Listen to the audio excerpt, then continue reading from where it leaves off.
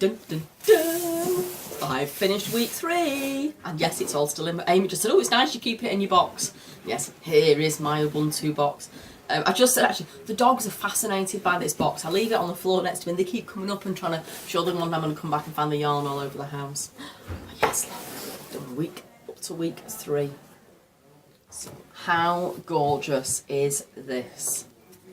Now, I have said this before, that I would never have, they're not my colours. If you look at any blankets that I do in the patterns on our website, you can see the colours that I pick. And these are not my sort of colour. I love them.